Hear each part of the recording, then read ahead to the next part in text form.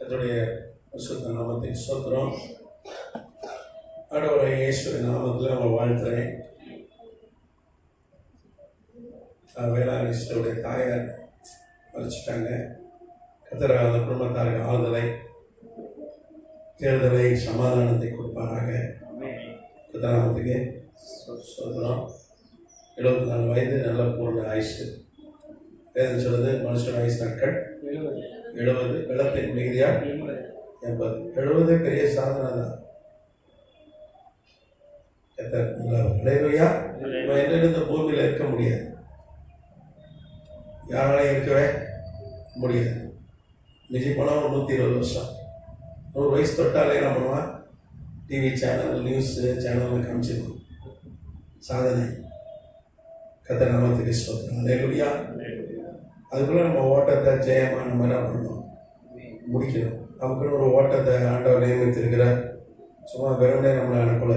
இதை போயிட்டு வா, உங்கள் அப்பா அம்மாவுக்குள்ளேயே பிறந்தது, நீ எதை படித்து பெருசாகி கல்யாணம் கட்டி வேலைக்கு போய் நல்லா பார்த்துட்டு பேரம் பேத்தி கண்டுட்டு என்கிட்ட வான்னு அனுப்பலை. அதுக்கு மேலே இதெல்லாம் ஒரு சாதாரண ஒரு சாதாரண விஷயம். ஆனால் அதுக்கு மேலே நம்ம வாழ்க்கையில் ஒரு நோக்கம் இருக்கிறது. ஒரு நோக்கம், ஒரு திட்டம். கரெக்டா? எல்லாருக்கும் திட்டம் இருக்கு. திட்டம் இல்லாமல் ஆண்டவர் சொன்னா ஏதோ பொழுது போல மனுஷங்களை உண்டாக்குவோன்னு அவர் உண்டாக்கல. அவர் ஆச்சரியமாய் பிரமிக்கத்தக்க விசேஷமாய் என்னை உண்டாக்கியிருக்கிறார். அல்லேலூயா. எல்லாருக்கும் ஒரு தனித்திறமை. ஒவ்வொருத்தரும் ஒவ்வொரு சிறந்தவர்கள். யாருமே ஒருத்தருக்கு ஒருத்தர் கீழானவர்கள் அல்ல, எல்லாம் சமமானவர்கள். எல்லாருக்குள்ளே வெவ்வேறு திறமைகள் இருக்கு. உங்ககிட்ட இருக்கிற திறமை என்கிட்ட கிடையாது, என்கிட்ட இருக்கிறது ஐயாட்ட இல்லை. எல்லாத்துலயும் நீங்க ஸ்பெஷலிஸ்ட்.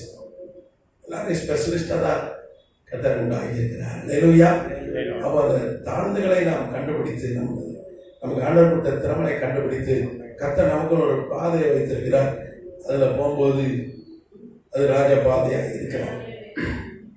ஓட்டத்தை முடிச்சு சொன்ன, நான் ஓட்டத்தை விசுவாசத்தை காட்டுறேன், ஓட்டத்தை முடித்தேன், விசுவாசத்தை காத்து கொண்டேன் அப்படின்னா நல்ல போராட்டம் போராடணும்.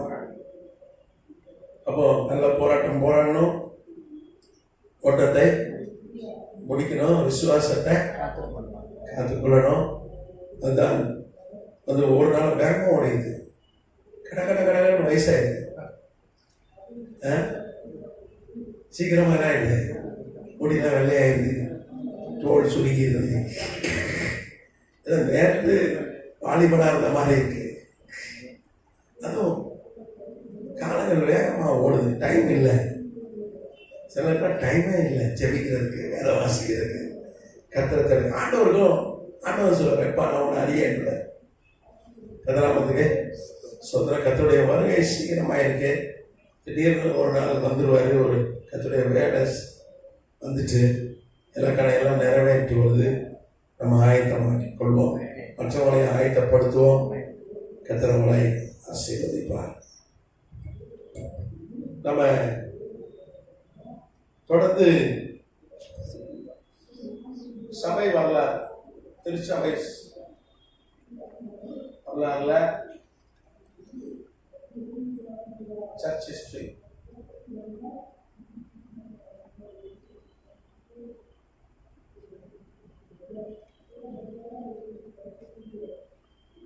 ஏழு சபை காலம்.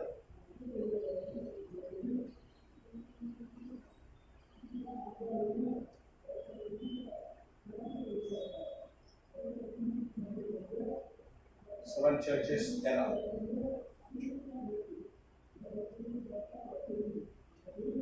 அதை நாம் கண்டு ஆய்வு செய்து வருகிறோம்.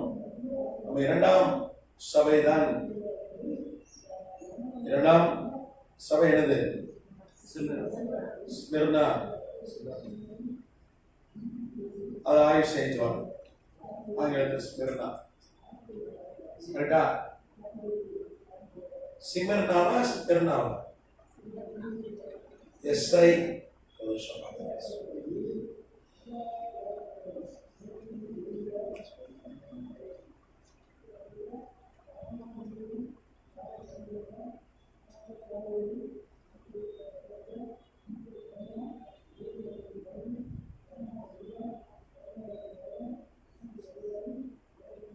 இங்கிலீஷ் பைபிள் வாசிக்கிறீங்களா? இருக்கா?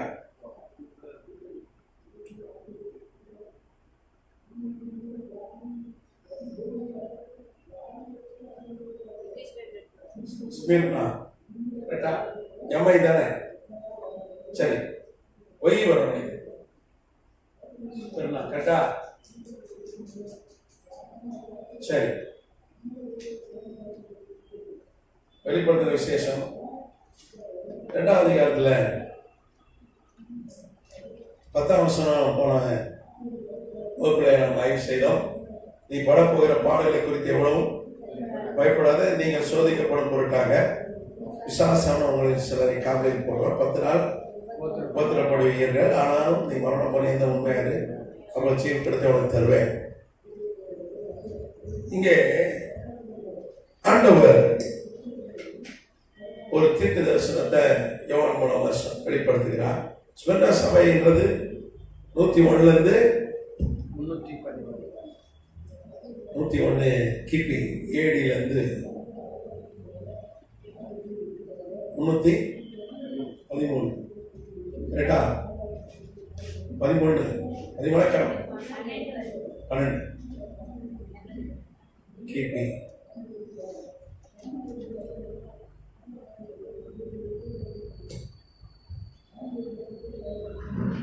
அப்போ இந்த 10 நாள் என்பது 10 வருஷத்தை குறிக்கிறது தீர்க்க தரிசனத்துல அப்படின்னு சொல்லி பார்த்தோம். 10 வருஷம் கொடியே வந்துடும்.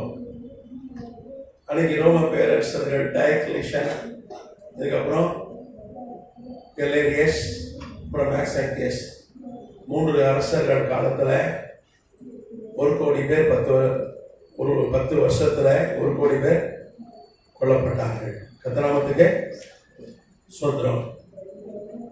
அப்போ உலகத்துல மிக அதிகமாய் ஒரு உபத்திரத்தை சபை சந்தித்ததுன்னா அந்த காலகட்டம் தான்.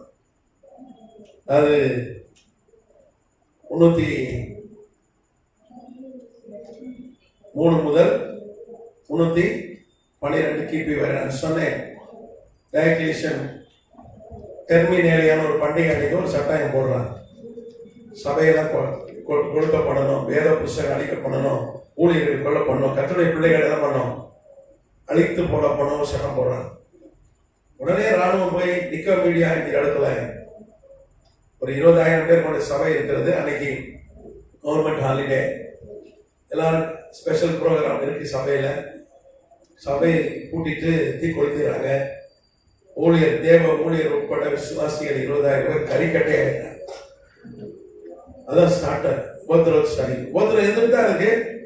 ஆனா உச்சகட்டம் இந்த காலகட்டத்தில் தான் உச்சபட்ச உபத்திரவத்தின் காலம். கர்த்தநாமத்துக்கு ஸ்தோத்திரம். ஏற்கனவே பார்த்தோம் ஏன் கர்த்தர் இதெல்லாம் அனுமதிக்கிறார் அப்படின்னா, அவர் 1000 வருஷம் அரசாட்சிக்கு ஆள் எடுக்கிறார். அவருக்கு 20 கோடிக்கு மேல ஆள் வேணும். ஏன்னா வேதம் சொல்லுது, அந்த கிறிஸ்துவை கர்த்தர் அடம் பண்ண பிறகு, அழித்து போட்ட பிறகு இந்த பூமி எத்தனை வருஷம் அவர் ஆளுகை செய்வார்? 1000 வருஷம்.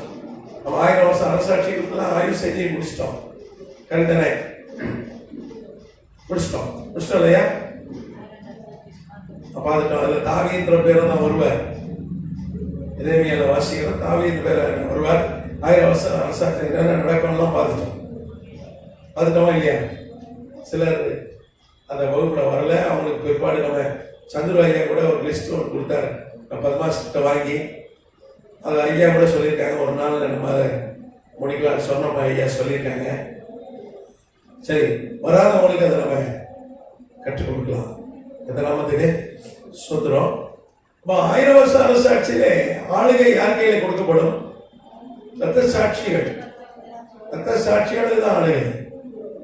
கர்த்தர் சிலரை ரத்த சாட்சிகளாய் மறிக்கும்படி கர்த்தர் தெரிந்து கொண்டிருக்கிறார். யோவான்லாம் எவ்வளவு ஆசைப்பட்டான், ரத்த சாட்சியா மறிக்கணும்னு ஆசைப்பட்டான். நான் கர்த்தருக்காக ஜீவனை கொடுப்பேன்னு சொன்னான். ஆனா அவன் சாக இல்லை, அவனை சாவடிக்க முடியல. ஏற்கனவே பார்த்தோம், அவனை விஷம் கொடுத்தாங்க, சாவல. சிங்க கவியில போட்டாங்க, சிங்கம் கடிக்க மாட்டேன்ட்டு. அதுக்கப்புறம் ஆமா ஒரு எண்ணெய் கொப்பரையில் அவனை போட்டாங்க. 80,000 பேர் டிக்கெட் போட்டு அதை பார்த்தா. கொலோசியான ஒரு ஸ்டேடியம் இன்னைக்கு ரோம்ல இருக்கு. அந்த எண்ணெய் சட்டிகளை போட்டு காலையிலேருந்து இரவு மாலை வரைக்கும் அவன் முங்கி முங்கி குளிச்சான். அவனுக்கு ஒரு சேதம் வரல. சுவிசேஷம் சொல்லிட்டே இருந்தான். 80,000 பேர் ரட்சிக்கப்பட்டான். எத்தனாமத்துக்கு சோத்திரம். ராஜா பார்த்தா இவன் கொள்ளைய முடியல. பத்மத்தீவில் போட்டால் சோறுலாம் தின்றுவான், செத்துருவான், தண்ணியெல்லாம் செத்துருவான். அங்கேயும் கர்த்தர் நம்முடைய தூதர்களை அனுப்பி அவனுக்கு பணிவிடை செய்விச்சு, அது மாத்திரம் அங்கே தான் அவனை தீர்க்கதரிசியா உயர்த்தி அவனுக்கு வெளிப்படுத்தும் விசேஷத்தை கொடுத்தான். பைபிள்ல இருக்கிற ஒரு உன்னதமான புஸ்தகம் அது. நீங்க பைபிள் வசனங்களை, அந்த வசனங்களை வாசித்தாலே ஆசீர்வாதம் கொடுங்க. வெளிப்படுத்தும் விசேஷத்தை அது ஒரு ஸ்பெஷல். வெளிப்படுத்தும் விஷயத்துக்கான ஒரு ஸ்பெஷல் கொடுத்துருக்காரு. மற்றெல்லாம் நீங்க வாசித்து தியானம் பண்ணி அதன்படி நடந்தாதான் ஆசீர்வாதம். நீங்க வெளிப்படுத்தும் விசேஷத்தை வாசித்தாலே அப்ப அதை கற்றுக்கொண்டே ஆசீர்வாதம் உண்டா இல்லையா? எனக்கு ஒரு வசனத்தை என்னோட ஆண்டவர் பேசினார். அது இப்ப எனக்கு நினைப்பூட்டுறார் உங்களுக்கு சொல்லும்படி. நெகேமியா புஸ்தகம் 7ஆம் அதிகாரம்.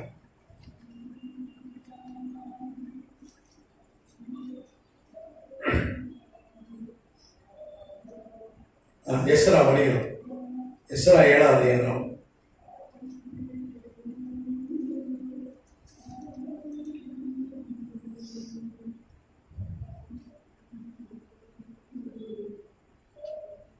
ஆறாம் வாசிங்க. எஸ்ரா 7:6. இந்த எஸ்ரா இஸ்ரவேலின் தேவனாய் கர்த்தர் அருளிய மோசே நியாய பிரமாணத்துல தேறின வேதப்பாரனாய் இருந்தான். அவனுடைய தேவனாகிய கர்த்தருடைய கரம் அவன் மேல் இருந்ததினால் அவன் கேட்டவைகள் எல்லாம் ராஜா அவனுக்கு கொடுத்தான்.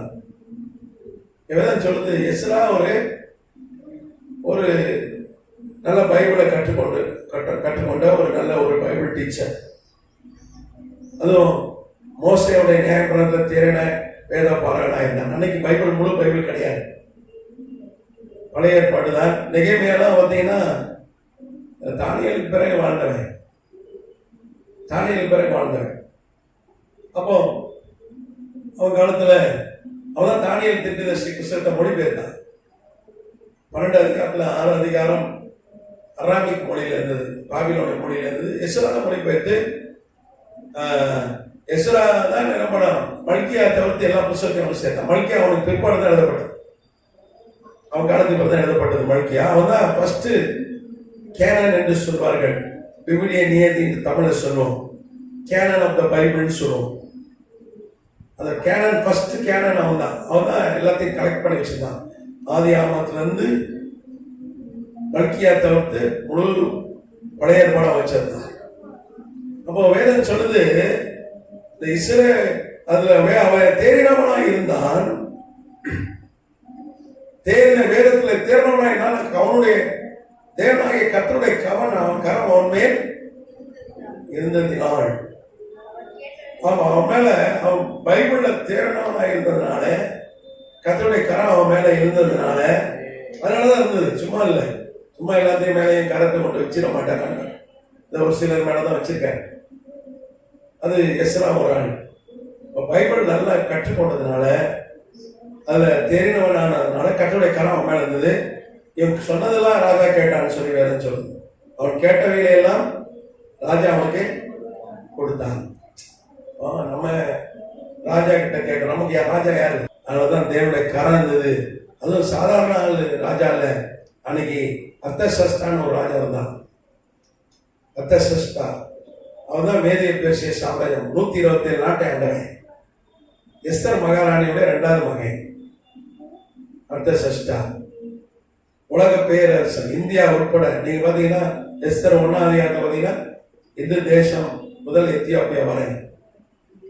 இந்து தேசம்னா இந்து நதி பாய்ந்து ஓடுகிற தேசம். அன்னைக்கு 1706 தமிழ்ல பைபிள் மொழிபெயர்க்கப்பட்ட போது இந்துன்ற ஒரு மதமே கிடையாது.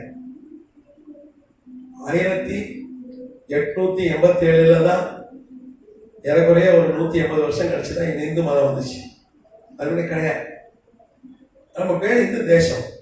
வெள்ளக்காரன் என்ன பண்ணா இந்து தேசம், அவனே பேர் வச்சிட்டான் இந்து மதம். வெள்ளக்காரன் பேர் வச்சான். எப்படி பேர் வச்சான்னா, சென்சஸ் எடுத்தாங்க, கணக்கெடுப்பு. எல்லா மதத்து கிறிஸ்தவன் எத்தனை பேர் இருக்கான், இஸ்லாம் மதம் எத்தனை பேர் இருக்கான், சீக்கியர் எத்தனை பேர் இருக்கா? அப்புறம் ஜெயின மதத்தில் எத்தனை பேர் இருக்கா? இப்படி கணக்கு எடுத்துட்டு கடைசியில் சிலரை கணக்கு எடுக்க முடியல. ஏன்னா முன்னோரை வணங்குகிறார்கள், அதுக்கப்புறம் செத்து போன ஆட்களை வணங்குகிறார்கள், இயற்கையை வணங்குகிறார்கள். இவங்களால என்ன செய்யறதுன்னா, அப்ப வெள்ளைக்கார அதிகாரி என்ன பண்ணா, ஒரு புது மதத்தை எல்லாத்தையும் ஒன்றா சேர்த்து ஒரு மதம் ஆக்கி விட்டுருவோம்யா, நமக்கு வேலை ஈஸி. இவன் அந்த கேட்டகரியில சேர்த்துறோம்னா 1887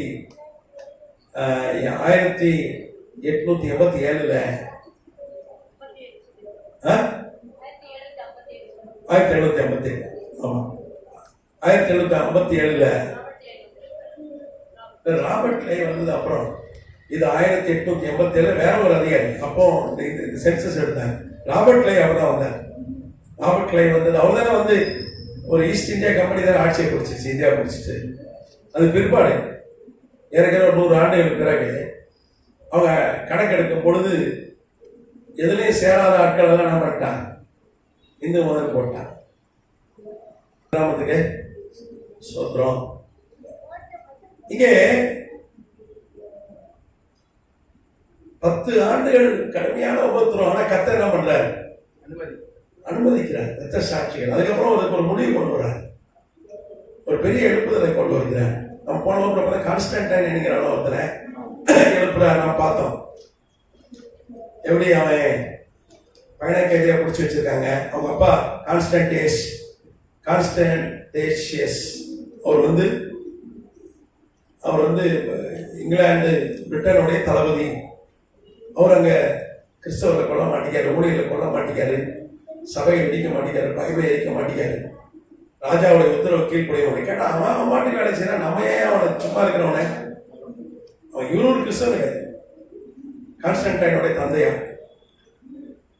அப்போ கான்ஸ்டன்டேஷியஸ் வந்து மறுத்ததுனால பையனை பணைய கைதியா பிடிச்சி வச்சு, நீ இதை செய்யலாம் அவனை என்ன பண்ணிடுவோம், கொன்றுவோம். அப்ப இவர் தப்பித்து வருகிறார். போன வகுப்புல பார்த்தோம், கர்த்தர் தான் தப்பிக்க வைக்கிறார். நம்ம ஏற்கனவே வெளிப்படுத்த விஷயம் 12 அதிகாரம் இந்த கான்ஸ்டன்டைனை குறித்து தீர்க்க தரிசனம் இருக்கிறது, அதை கொஞ்சம் பார்த்தோம். கான்ஸ்டன்டைனை குறித்து தீர்க்க, ஏன்னா அந்த ரோம பேரரசு அவனை கொலை செய்ய பார்த்தது போன வகுப்புல பார்த்தோம்ல. அத்துமாலியா வெளிப்படுத்த விஷயம் 12 அதிகாரத்தை டச் பண்ணோம். வெளிப்படுத்த விசேஷம் 12 ஏற்கனவே நம்ம ஆய்வு செஞ்சிட்டோம். அப்போ அது கான்ஸ்டன்டைனை குறித்து தீர்க்க தரிசனம், அடையாளபூர்வமான தீர்க்க தரிசனம். எப்படி தாவீத சவுல் வேட்டையாடினாலும் அந்த மாதிரி இவர்கள் வேட்டையாடினார்கள். அதனால இவங்க என்ன பண்றாங்க, எப்ப எங்கவும் ஓடவும் முடியாது, ஒடிய முடியாது, உலகக்குள்ள அவங்க ஆளுகை 3 கண்டத்தை ஆளுகிறார்கள். மானாமதுரை திருச்சி மதுரை டு மானாமதுரை போற ரோட்ல கீழடின்னு ஒரு இடம் இருக்கு, ஒரு மியூசியம் இருக்கிறது. சனிக்கிழமை நான் அங்கே ஊழியம் செஞ்சுட்டு வந்தேன் கத்துக்கிறவையினால. அந்த கீழடி பக்கத்து அது வழியாக தான் ரிட்டர்ன் வரும்போது வந்தேன். அங்கெல்லாம் ரோமர்கள் நம்ம ஆண்டதுக்கான ஆதாரங்கள் நாணயெல்லாம் வச்சிருக்காங்க. எது நாமத்துக்கு மதுரையிலே இருக்கு, மதுரை வரைக்கும் ஆண்டுட்டாங்க. டாக்டர் கலைஞர் கருணாநிதி வந்து ஒரு நூல் எழுதியிருக்காரு, ரோம பாண்டியன். படிச்சிருக்கீங்களா அந்த நூல்? ரோம பாண்டியர்களுக்கும் ரோமர்களுக்கான உறவுகள், அந்த ஒரு வரலாற்று புஸ்தகம், நாவல். அது கலைஞர் கருணாநிதி எழுதியிருக்கிறார். கதிராமதி சோத்ரம். அப்போ உலகக்குள்ள ஆளுகை. கான்ஸ்டன்டைன் எங்கேயும் போய் ஓடவும் முடியாது, ஒளி ஒரு 20,000 பேர் இருக்காங்க கூட. ஆனா இது பல லட்சம் பேர் கொண்ட உலக பேரரசு. ஆனா பார்க்கலாம், நம்ம எங்க போனாலும் கொன்றுவாங்க. அதோட என்ன பண்ணுவோம், நேருக்கு நேரம் மோதிட்டு செத்து போயிடும். அதுக்கு ஒரு பேராது இருக்கையா, கான்ஸ்டன்டைன் ஓடி உடஞ்சி அவனை பிடிச்சி கொண்டாங்கன்றதோட புறம்போது காட்டி ஓடல, நெஞ்சில காயம் வாங்கி என்ன பண்ணா செத்து போனான் அப்படின்னு ஒரு பெருமையா இருக்கணும்ல. வழியில கொன்றுவாங்க, பரவாயில்ல மோதி பாப்பான்னு என்ன பண்றான், அவன் போறான் ரோம நோக்கி போன வகுப்புல பார்த்தோம். அப்ப கர்த்தர் மதியம் 1 மணி அவனுக்கு ஒரு சிலுவையை காட்டுகிறான். பார்த்தோம்ல, எதுனாலும் ஜெயிப்பான். அவன் கிறிஸ்தவன் கிடையாது, சிலுவை அன்னைக்கு கிறிஸ்தவனுடைய அடையாளம் கிடையாது, மீன் தான். சிலுவைன்றது கான்ஸ்டன்டைன் தான் கொண்டு வந்த அடையாளம். எல்லாரும் வந்து கிறிஸ்தவன்றதுக்கு அடையாளமா என்ன பண்ணிடுறோம், கழுத்துல ஒரு சிலுவை, வீட்டுல சிலுவை, என்னையும் சேர்த்தான்னு சொல்றேன். சபைனா சிலுவை. நீ மீன் போடுங்க, வரமாட்டான். சர்ச் எங்க இருக்கு? மீன் இருக்கு. ஓ, இதுதான் சர்ச்சா, நான் மீன் கடை நினைச்சிட்டேன் அப்படின்னு. ஒரு சிலுவை போட்டாதான் வரான். நீங்க ஒரு அடையாளமா மாறிட்டு கத்துறதை அனுபவிச்ச. சிலவெல்லாம் தூங்க முன்னாடி சிலுவை போட வந்துறீங்களா? எனக்கு ஒரு தம்பியை தூக்கி 15 நிமிஷம் சொல்ல போடுவோம். இங்க ஆரம்பிப்பான், அடிக்கி அடிக்கி வயலான வீடே கட்டிக்குவான் சிலுவையில. அப்பாடான்னு தூங்குவான். என்னடா பண்றேன்னா சொல்லுவான், பிசாசு உள்ள வராது. அவன் சிலுவையெல்லாம் போட்டீங்கன்னா அவன் இயேசு நாமத்தை சொல்லணும், அவனுக்கு எடுத்து நிற்கிறோம். சாட்சியின் வசனத்தினாலும் ஆட்டுக்குட்டியானுடைய ரத்தத்தினாலும் தான் ஜெயிக்க முடியும். உன் ரத்தம், ஆண்டவருடைய ரத்தம் உனக்குள்ள பாயணும்னா நீ ரெகுலரா என்ன பண்ணணும்? பாவல அறிக்கையிட்டே இருக்கணும். இப்பதான் பிளட் சர்க்குலேட் ஆகிட்டு இருக்கணும். இயேசு கிறிஸ்து ரத்தம் சகல பாவனைக்கு. அவன் பாவம் செய்யிட்டு அவன் ஆண்டவர் பண்ணிங்கன்னா மன்னிச்சுடாது. உடனே பிளட் நான் ஆத்மாவை சுத்திக்கிறீங்க. அப்போ ரத்தம் தான் தெளிக்கணும். அப்புறம் பிசாசு பாயிடுவான். எப்ப ரெகுலரா என்ன பண்றான்? சுத்திகரிச்சு பிளட் வச்சு ஆண்டவர் சுத்திகரிக்காரு. ஆட்டுக்குட்டிய ரத்தம் பாய்ச்சிட்டே இருக்கு உனக்குள்ள. அதுக்கப்புறம் சாட்சியின் வசனத்தை சொல்றான். வசனத்தை என்ன பண்ணும்? வாய்னால சொல்லணும். வசனத்தை சொல்றான். அது ஒரு வேதம் சொல்றது, இருக்கருக்கும் பட்டயம். எந்த பட்டயம் அவ்வளவு ஷார்ப் கிடையாது. ரெண்டும் இருபுறமும் கருப்புள்ள ஒரு பட்டயம். அந்த பட்டயம் பிசாசை வெட்டும். பிசாசை எந்த கத்தியால வெட்ட முடியாது. எந்த நாட்டுல இருந்து கத்தி வாங்கினா வெட்டாது. எந்த அணுகுண்டு போட்டாலும் சாக மாட்டான், ஒன்றும் செய்ய மாட்டான். ஆனா வேத வசனம் பட்டயம் தான் அவன் வெட்டும். அவன் வெட்டுறதுக்கு ஒரு பட்டயம் உனக்கு வேணும்னா அது வேத வசனம் தான். இதனாலதான் ஜெயிக்க முடியும். பிசாசு ஏற்று அப்புறம் உங்களை விட்டு ஓடிடுவான். ஏசு நாத்துல போ. அவங்களை ஆண்டவரை விசுவாசித்து வசனங்களை நம்ம வாசித்து தியானம் பண்ணி அதை வாயில அறிக்கையிட்டு நம்ம பரிசுத்தம் பண்ணி கொண்டு நம்ம இயேசு நாத்துல போனா என்ன பண்ணிடுவோம்?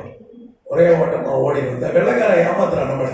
சினிமா எடுத்து எடுத்து ஒரு சிலுவை வச்சிருப்பான், ஒரு பாதிரியா அப்படியே பேய் ஓடும். ஓடாது, சும்மா கஜத்துல ஓட. அவன் நீ ஒரு சிலுவை காட்டுறேன், நான் உனக்கு 100 சிலுவை காட்டுறேன். நீங்க நமக்கு அடையாளம் ஆயிடுச்சு. இன்னைக்கு சிலுவை தான் ஒரு கிறிஸ்டியன். நம்ம எல்லாம் போடுறோம். பையன் என்னுடைய வாகனத்துல சிலுவை ஸ்டிக்கர் ஒட்டி இருக்கேன். சபையில நம்ம சிலுவை போடுறோம், வீட்டு வாசல சிலுவை போடுறோம். தப்பு இல்லை, அது தப்புன்னு சொல்லல. கான்ஸ்டன்டைன் காலத்துல கர்த்தர் கொண்டார். அவனுக்கு அவன் சிலுவை தானே காண்பித்தார், இதனால் ஜெயிப்பாங்க. கதிராமத்துக்கு சோத்திரம்.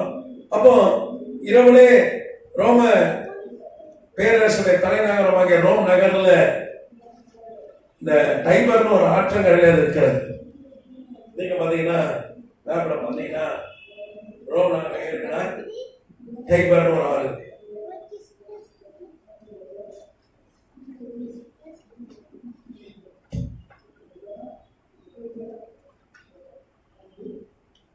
டைபர்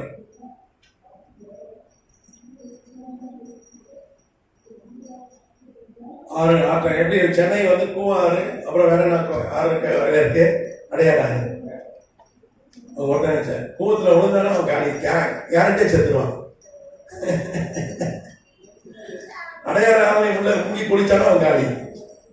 ஆனா ஒரு காலத்துல சுத்தமான தண்ணீரா இருந்திருக்கு. நம்ம தான் அசுத்தப்படுத்திட்டோம். இந்த இப்போ டிசம்பர் வெள்ளத்துல கொஞ்சம் கிளீன் ஆச்சு. 2015 வெள்ளத்துல சுத்தமா கிளீன் ஆச்சு. ஆனா திருப்பி நம்மளால என்ன பண்ணாங்க? சாகடை ஓட விட்டுட்டாங்க. திருப்பி அசுத்தமாயிடுச்சு. அரசாங்கத்தோட நம்மளும் ஒத்துழைச்சா தானே சரியா? இந்த தூய்மையான நதி, அதெல்லாம் தண்ணி, குடி தண்ணிலாம் அதெல்லாம் குடிச்சு போட்லாம் ஓடுற தண்ணி தான். எதனாமத்துக்கு சொத்துறோம். அந்த டைபர் ஆற்றங்கரையில ரோம் நகர்.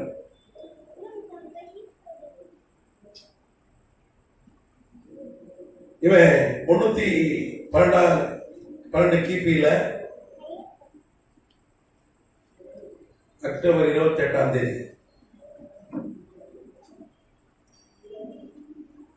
28 தான் போருக்கு போறான். இரவுலே கூடாரம் அமைத்து தங்குகிறார்கள். ஏன்னா ராத்திரி சண்டை போட மாட்டாங்க. அதுல ஏன்னா வெளிச்சத்துல தான் சண்டை போடுவாங்க. இன்னைக்கு ராத்திரி தான் சண்டை போடுறான். ஏன்னா இன்னைக்கு குண்டு வீசுறான், ஏவுகணை, ட்ரோனு, விமானத்துல போய் வீச சண்டை போடுறான். அன்னைக்கு அப்படி இல்லை, வெளிச்சத்துல நேரடியாக தான் சண்டை போடுவான். இந்த மாதிரி ஆயுதங்கள் அன்னைக்கு கிடையாது. அப்பொழுது அவன் கான்ஸ்டன்டைன் இரவுலே கர்த்தர் அவனுக்கு தரிசனமாகி அவன்கிட்ட பேசி அவன்கிட்ட சொல்றாரு, அவனோட ஒரு உடன்படிக்கை போடுறான். நீ எனக்கு கீழ்ப்படிஞ்சு என் சபையை கட்டினா, நீ திருப்பவும் சபைக்கு அந்த தேவையான காரியங்களை நீ செஞ்சினா, வேத புஸ்தகங்களை மறுபடியும் நீ உருவாக்குனீன்னா, நான் என்ன பண்ணேன், தேவ ஊழியர்களை நீ கனம் பண்ணினா, நான் உன்னை என்ன பண்ண ராஜாவா உன்னை நான் எடுப்பேன், நான் யுத்தம் பண்ணுவேன்னு சொன்னேன். அதே மாதிரி அவன் ஒப்பு கொடுக்குறான். கர்த்தர் தரிசனத்தில் பார்க்குறான். உனக்கு யாரும் சுவிசேஷம் சொல்ல, ஆண்டவரே தேடி அவனுக்கு தரிசனம் ஆகிறேன். கர்த்தராமத்துக்கு சோத்திரம். அவரை எல்லாம் சொல்லிட்டான். இந்த அடுப்பு கறியில இந்த குளிர் அந்த கட்டை கட்டி எரிச்சு அதில் கறி இருக்க பாருங்க, அதை கறி எடுத்து எல்லாரும் கேடயத்தில் சிலுவை போட்டுட்டாங்க. அவன் பார்த்த அடையாளம் அது ஆண்டவர் இயேசு கிறிஸ்து அடையாளம். சிலுவை போட்டு சிலுவை போட்டு ரெடியாகிறாங்க போருக்கு. நீங்க பாத்தீங்கன்னா வரலாற்று முழுமையன் பிரிச்சு யுத்தம் சொல்லுவாங்க.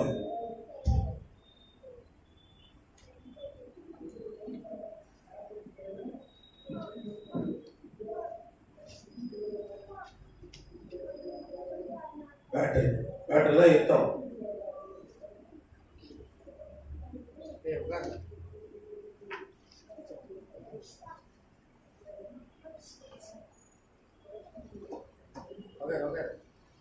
இது வரலாற்று புகழ் பெற்ற ஒரு யுத்தம். இப்ப என்னைக்கு நடக்குது? மறுநாள் அக்டோபர்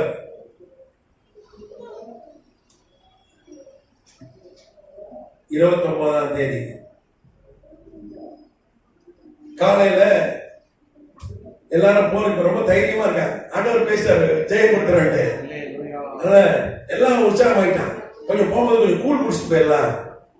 ஏன்னா போறதா ராத்திரி வரைக்கும் நடக்கும், சாயங்காலம் வரைக்கும். சாப்பிட டைம் கிடைக்குமா?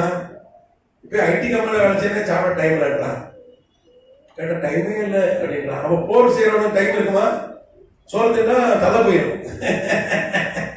கொஞ்சம் இருப்பா, சோறு தின்னு வரலாம், அவன் வெட்டி போட்டு போயிடுவான். உண்டா இல்லையா? அதனால காலையில கொஞ்சம் கூடையில குடிச்சிட்டு போட்டு பார்த்து கூழ் காய்க்கிறாங்க. காலையில கூழ் காய்ச்சி கொண்டிருக்க. அதுக்குள்ள என்ன பண்ணிட்டான்? மேக்ஸான்டியஸ், அவன்தான் ரோம பேரரசர். மேக்ஸான்டியஸ்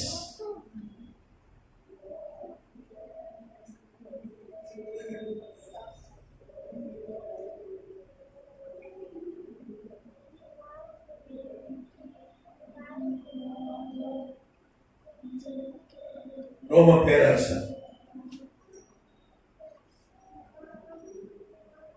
ரோமன் எம்பரர்.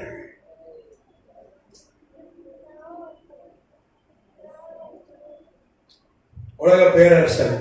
காலையில அவன் படம் வந்துட்டு, சரி எதுக்கெடுத்தாலும் ஜோசியம், அவனை விக்கிரகாரக்காரன் தானே, ஜோசியம் பார்க்கறேன். ஜோசியக்காரன் சொல்றான், ராஜா நீங்களே யுத்தத்தை நடத்திட்டு போனோம்.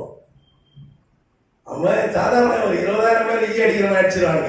அவன் போனது அவசியம் இல்லை. ஆனா பிசாசு ஆவியை உடைய அந்த ஜோசியக்காரன், அவன் ஜோசியம் சொல்றான், கர்த்தர் நம்மளோட போய் ஆவியை அனுமதிக்கிறார்.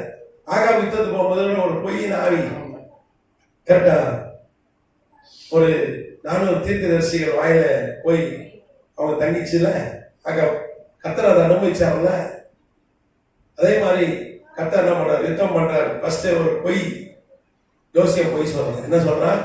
உங்க தலைமையில நீங்க யுத்தம் போனா நல்லா இருக்கும், தளபதியெல்லாம் வேண்டாம், நீங்களே போனோம் அப்படின்னு ஜோசியம் காரன் சொன்னோடனே அவன் காலையில அவன் பெரிய பல லட்சம் பேர் கொண்ட படை, அவங்க கூட உலக பேரரசன். ஈ அடிக்கிற மாதிரி அடிச்சிருவானுங்க. 20,000 இவன் தானே வழியை மாட்டிட்டான், இன்னைக்கு அவன் காலிடான்னு சொல்லிட்டு எல்லாம் கிளம்பி வராங்க போருக்கு. இவங்க கூழ் காய்ச்சிக்கிட்டே இருந்தாங்க, சாப்பிட்டு போனான்னு. சண்டைக்கெல்லாம் கிளம்பவே இல்லை. அதுக்குள்ள ரோம படைகள் முந்தி கொண்டது, மிகப்பெரிய படை. அந்த முள்வியல் பாலம்னு ஒரு பாலம் இருக்கும். அந்த பாலத்தை கடந்துதான் ரோமுக்கு போனோம். பெரிய பிரிட்ஜ். சென்னையில எவ்வளவு பிரிட்ஜ் இருக்கு. அடையாறு பாலத்தை கடக்கணும், கூவ நதியை கடந்தாதான் அங்கங்க போயிட்டு வர முடியும். கிடைத்தன எல்லாம் போயிட்டு வரவே முடியாது. எல்லாம் பாலம் போட்டு வச்சிருக்க. அதே மாதிரி ஒரு பாலம், முள்ளியின் பாலம், பெரிய பாலம். அந்த பாலத்தை கடந்தாதான் ரோம் நகருக்குள்ள போகணும். பெரிய நகரம். இன்னைக்கு அமெரிக்காவில் நியூயார்க்கை விட 4 மடங்கு பெருசு. ரோம 30 லட்சம் பேருக்கு மேல குடியிருக்கிற ஒரு பெரிய பட்டணம். 50 லட்சம் பேருக்கு மேல, மணிக்கு 65 லட்சம் பேர் குடியிருந்தார்கள். 65 லேக், 65 லட்சம் பேர். அன்னைக்கு 65 லட்சம் ஜனத்தொகைன்றது மிகப்பெரிய விஷயம். இன்னைக்கெல்லாம் மாடி அடுக்கி வச்சிடறான். 110 மாடி, 127 மாடியில் அடிக்கிறான். அப்படிதானே? அன்னைக்கு அவ்வளோ பெரிய மாடியில் எல்லாம் தனித்தனி வீட்டில் இருக்கான். அன்னைக்கு இது அப்பார்ட்மெண்ட்டுன்னு எப்போங்க இருக்கு? இப்போ ஒரு 30-40 வருஷமா தானே. அதுமாதிரி அப்பார்ட்மெண்ட் இருந்ததா? கிடையாது. எல்லாம் தனித்தனி வீட்டில் இருப்பான். எல்லா வீட்லையும் கிணறு இருக்கும். இப்போ கிணறும் கிடையாது. ஒரே ஒரு ஓட்டை போடுறதுக்கு, போர் போடுறதுக்கு அதையும் அதுக்கு மேலே வீடு கட்டிடுறான். போரை போட்டு அது மேலே ஸ்லாப் போட்டு அவன் அது மேலே கட்டில் போட்டு படுத்துடுறான். இப்போ அப்படி ஆயிடுச்சு. கரெக்டா? ஒரு அரை கிரௌண்ட்ல வீடு வச்சா சென்னையில் பணக்காரன், பெரிய கோடீஸ்வரன். 2 கோடி 2.5 கோடி இல்லைன்னா சென்னையில் ஒரு அரை கிரௌண்ட்ல வீடு வாங்கவே முடியாது. அது சென்னை, தென் சென்னையில் கொஞ்சம் அப்படி இப்படிதான். பிரைம் ஏரியாவில் வாங்கினா 5 கோடி ரூபா இருந்தால் தான் அரை கிரௌண்ட்ல ஒரு வீடு வாங்க முடியாது. 5 கோடி கூட பத்தாது. அப்படி இருக்கு இன்னைக்கு விலைவாசி தான். நாமத்துக்கு சோத்திரம். இங்கே டைபர் நதி அன்னைக்கு தண்ணியே இல்லை, தண்ணி இல்லாத ஒரு நதி. அந்த நதி வந்து மழை காலத்தில் புரண்டு ஓடுகிற நதி. ஆனால் அப்போ தண்ணி, மழை காலம் கிடையாது, தண்ணி இல்லை. அதனால படைகள் என்ன பண்ணுது? ரோம பேரரசின் படைகள் பிரிட்ஜில் வந்தால் எல்லா படைகளும் வர முடியாதுல்ல. பிரிட்ஜு டிராஃபிக் ஜாம் ஆகிடும்ல. ஆற்றுக்குள்ள இறங்கி வருகிறார்கள். அப்புறம் கர்த்தர் யுத்தம் பண்ணுகிறார். திடீர்னு ஆணம் இருட்டாயிடுச்சு. அதான் சொல்லிட்டார்ல, நீ யுத்தம் பண்ணாம ஒரு ராஜா உட்கார வச்சுட்டார்ல. திடீர்னு ஆணம் இருட்டாச்சு. அப்படியே கரு மேகங்கள் சூழ்ந்தது. அப்படியே மேகம் ஒன்று வெடிச்சிச்சு. இப்போ சமீபத்தில் நம்ம இந்திய தேசத்துல வயநாட்டுல மேகம் தான் வெடிச்சிச்சு. தண்ணி வெயிட்டு தாங்காம, மேகத்துல தண்ணி இருக்கும், அது ரொம்ப வெயிட்டு தாங்காம வெடிச்சு மழை பெய்யும் போது மெதுவாக தான் வெள்ளம் வரும். ஆனால் மேகம் வடிச்சுட்டா வாட்டர் டேங்க் வடிச்ச மாதிரி கொட்டிடும். வாட்டர் டேங்க்ல இருக்கிற தண்ணி 2 நாள் குழாயை திறந்து விட்டா கூட மெதுவாக தான் தீரும். அதே வாட்டர் டேங்கு உடஞ்சிட்டு என்ன ஆகும்? அவ்வளவு தண்ணீரை வந்து ஒரு 10 நிமிஷத்துல எல்லாம் இறங்கிடும். 10 நிமிஷம் 5 நிமிஷத்துல இறங்கிடும். அது மாதிரி மேகம் வெடிச்சிட்டு. கர்த்தர் ஒரு மழை காலம் கிடையாது, மழை பெய்யறதுக்கான எந்த அறிகுறியும் இல்லை. ஆற்றின் மேலே கர்த்தர் ஒரு மேக வெடிப்பை கட்டளையிட்டார். மேகம் வெடிச்சு தண்ணி பொல பொல பொல கொட்டிடுச்சு. கொட்டின உடனே டைபர் ஆறுல வெள்ளம் வந்து விட்டார். சுனாமியே வந்துச்சு. இவங்க படைகள் உள்ள இறங்கிச்சு பாருங்க. அகலமான நதி அது. தண்ணி அடிச்சுட்டு போயிட்டு ராஜா உட்பட அத்தனை குதிரை வீரர்கள், அத்தனை படைகளை அடிச்சு கொண்டு போயிட்டாங்க. 2 நாள் கழிச்சுதான் ராஜா மாடியை கண்டுபிடிச்சாங்க. இவங்க கூழ் காய்க்கிறது கூட கத்தனை இவங்க கதையை முடிச்சிட்டாரு. கூழ் காய்ச்சி குடிக்கிறதுக்குள்ள ரொம்ப பேரரசே முடிச்சிட்டாருங்க. அன்னைக்கு உலக பேரரசுங்க. உலகத்துல இருக்க எத்தனை பேர் முயற்சி பண்ணாலும் ஜெயிக்க முடியாது அரசு. ஆண்டவர் சொல்லியை முடிச்சிட்டார். முடிச்சு ஒரு கிறிஸ்தவ அரசாங்கம் கொண்டு வருகிறார். கான்ஸ்டன்டைன் 312 அக்டோபர் 29 அவன் போய் ரோம் நகருக்குள்ள நுழைகிறான். 2 நாள் கழிச்சா மேக்ஸாக்டிஸுடைய பாடியை கழிச்சு பாருங்க. கர்த்தர் யுத்தம் பண்ணுவேன்னு சொன்னா யுத்தம் பண்ணுவார். அல்லேலூயா. அவர் யுத்தம் பண்ண தேவன். ஆனா அதனாலதான் அவன் சும்மா இருந்தான். கான்ஸ்டன்டைன் மாத்திரம் நான் யுத்தம் பண்றேன்னு போயிட்டா நிச்சயமா செத்து சுண்ணாம இருப்பான். அவன் படைகள் அழிந்து போயிருக்கும். கர்த்தர் சொன்னா நான் யுத்தம் பண்ண சும்மா இருப்பீங்க. நீங்க பைபிள்ல கூட இதுக்கு ஒத்த சம்பவம் ஒண்ணு நியாயாதிபதிகள்ல இருக்கு. தெபேரா உபாகமத்துல மன்னிக்கணும், நியாயாதிபதிகள் புஸ்தகத்துல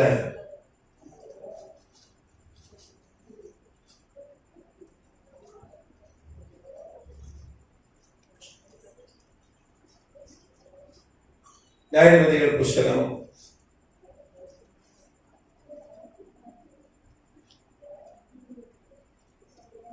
5ஆம் அதிகாரம் தெபோரா 21ஆம் வசனம். நியாயங்கள் 5:21. பூர்வ நதியாகிய ஈசோன் நதியே, அவர்களை அடித்துக் கொண்டு போயிற்று. என் ஆத்துமாவும் பலவான்களை மிதித்தார். ஈசோன் நதி யார் அடிச்சுட்டு போயிட்டு? யாபின் என்கிற கானானிய அரசனுடைய தளபதி யாரு? அவர் சிசரா 900 இரும்பு ரதம் வச்சிருந்தான். அந்த இரும்பு ரதம் இந்த பக்கம் ஒரு 3 அடியில கத்திருக்கோம், இந்த இடத்துல 3 அடி கத்திருக்கோம். ஒரு ரவுண்டு 2 ரவுண்ட் போயிட்டு வந்தாலே ஒரு படையை காலியாகும். இப்படி போனாலே ஒரு 1000 பேர் செத்துருவான். இப்படி வந்தா ஒரு 1000 பேர் செத்துருவான். அப்போ 900 இரும்பு ரதம் போச்சுன்னா என்ன ஆகும்? 10 லட்சம் படையை கணக்கிடும். அவன் எத்தனை வருஷம் அவன் இஸ்ரேலை திருப்பத்தினான்? கதிராமத்துக்கு சோத்திரம். எத்தனை வருஷம்? 4ஆம் அதிகாரம். ஏகுத் நியாயாதிபதி மரணம் அடைஞ்ச பிறகு கர்த்தர் என்ன பண்ணார்? யாபின் என்னும் கானானியனுடைய ராஜாவின் கையில இஸ்ரேல் ஜனங்களை விற்று போட்டார். கதிராமத்துக்கு சோத்திரம். கர்த்தர் இப்போ இஸ்ரேல் ஜனங்களுக்காக யுத்தம் பண்ணுகிறார். எப்படி யுத்தம் பண்றார்? கீசோன் நதியை வச்சு யுத்தம் பண்ணார். அங்கேயும் இதே மாதிரி மேக வடிப்பு 900 இரும்பு தண்ணிக்குள்ள மாட்டிச்சு. முதல்ல 900 இரும்பு காலி பண்றாரு கர்த்தர். 20 வருஷம், கரெக்ட் 20 இயர்ஸ் வச்சு போட்டார். இப்ப நம்ம எத்தனை வருஷம்? இப்போ 15 வருஷம் யார்கிட்ட நம்ம விட்டு போடப்பட்டிருக்கிறோம்?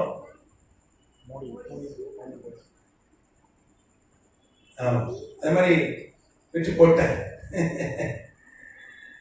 அப்போ கீசோன் நதி யுத்தம் பண்ணியது. நீங்க வரலாற்று பதிவுகள் பார்த்தீங்கன்னா கீசோன் நதி அந்த யுத்த காலத்துல வறண்டு போன மேக வடிப்பை கொண்டு வந்தார். மேகம் அடிச்சு வெள்ளம் வந்து சிசேராவுடைய 900 இரும்பு அதை மாட்டிச்சு. மாட்டினால அவன் ரதம் ஓடலை. ரதத்தை விட்டு வெளியே வந்தா கர்த்தர் ஒரு பெரிய வெற்றி கொடுத்தார். கர்த்தர் நாமத்துக்கு ஸ்தோத்திரம்.